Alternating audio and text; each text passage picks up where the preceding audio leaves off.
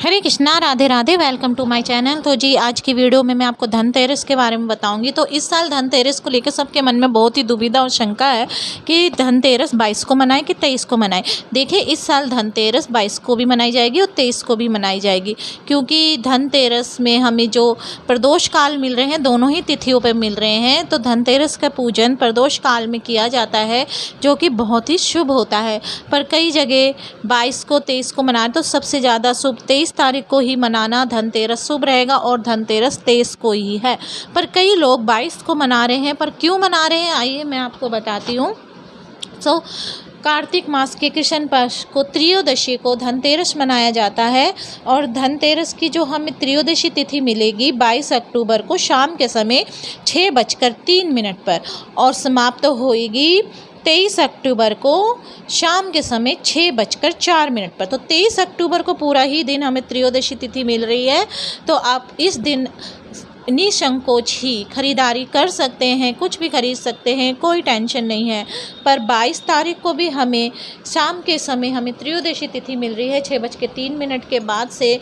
तो आप 6:03 के बाद से आप शाम के टाइम प्रदोष काल में ही आप धनतेरस की पूजन कर सकते हैं 22 अक्टूबर को। पर आप खरीदारी 23 अक्टूबर को ही करिए। तो हमें इससे अच्छा यही रहेगा कि आप 23 अक्टूबर को ही धनतेरस मनाइए। तो धनतेरस की पूजन हम धन्वंतरी, माता लक्ष्मी, कुबेर जी और गणेश जी के साथ करते हैं। तो जी आइए, तो हम अभी जान लेते हैं कि शाम को पूजा का समय क्या रहेगा।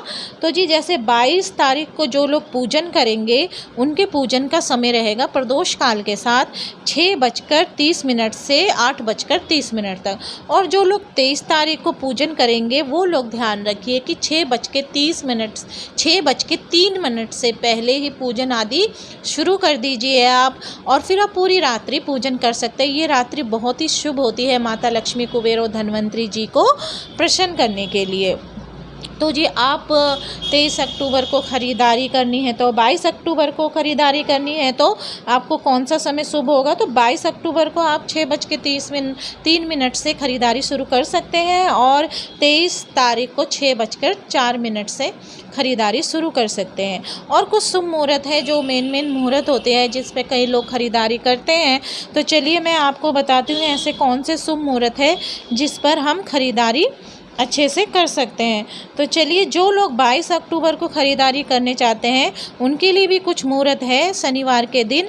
तो देखिए, जो सुबह का मुहूर्त रहेगा खरीदारी का 7:30 बजे से 9 बजे तक का, और फिर दोपहर का मुहूर्त रहेगा 12 बजे से 4:30 बजे तक, और शाम का मुहूर्त रहेगा 6 बजे से 7:30 बजे।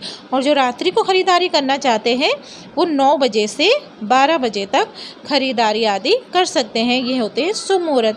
अब जान लेते हैं जो 23 अक्टूबर को रविवार के दिन खरीदारी करना चाहते हैं वो सुबह 9 से 12 बजे तक खरीदारी कर सकते हैं, और फिर दोपहर का मुहूर्त रहेगा 1:30 बजे से 3 बजे तक का, और शाम का मुहूर्त रहेगा 6 बजे से 10:30 बजे तक का।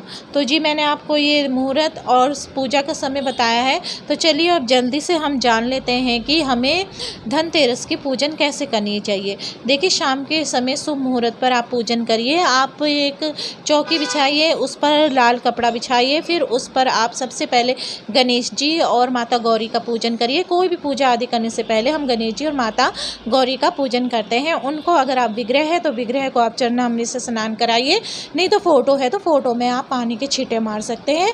फिर आप उन्हें कलावा रूपी वस्त्र चढ़ाइए, फिर उन पे आप उनको ऋतु फल चढ़ाइए, जैसे कि मौसम के अनुसार फल है। फिर भोग चढ़ाइए, जो घर में बनाए वो सबसे अच्छा रहता है। फिर आप पूजन करिए धन्वंतरी जी की और कुबेर जी की और माता लक्ष्मी जी की। अगर आपके पास फ़ोटो है तो आप फ़ोटो में ही उनका अभिषेक करिए, उनको स्नान आदि कराइए। अगर आपके पास विग्रह है तो चरणामृत स्नान कराइए।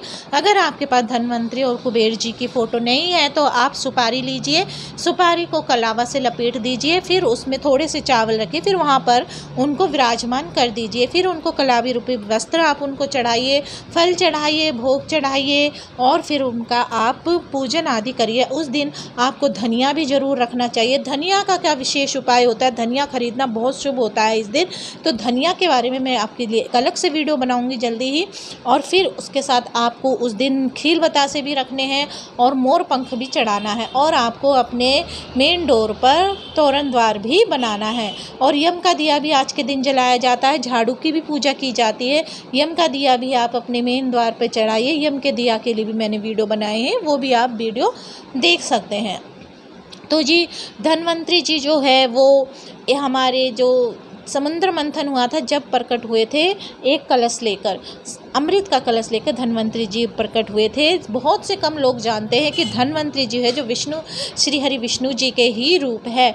इसलिए जब भी आप उनका पूजन आदि करिए तो उनको आप पीले रंग के मिठाई चढ़ाइए और तुलसी दल जरूर चढ़ाइए, क्योंकि वो एक वेद भी है और वेद के साथ साथ उनको आयुर्वेदों का भी बहुत ज्ञान है। तो आप एक तुलसी दल चढ़ाइए उनको आयुर्वेद के रूप में। और आप जब कुबेर जी को चढ़ाइए वाइट कलर की मिष्ठान आदि, यानी सफ़ेद कलर का मिष्ठान, और धन्वंतरी जी को पीले रंग का मिष्ठान आदि चढ़ाइए। तो जी आज की वीडियो में बस इतना ही। अगर आपको वीडियो अच्छी लगे तो लाइक करिए, सब्सक्राइब करिए। हरे कृष्णा, राधे राधे।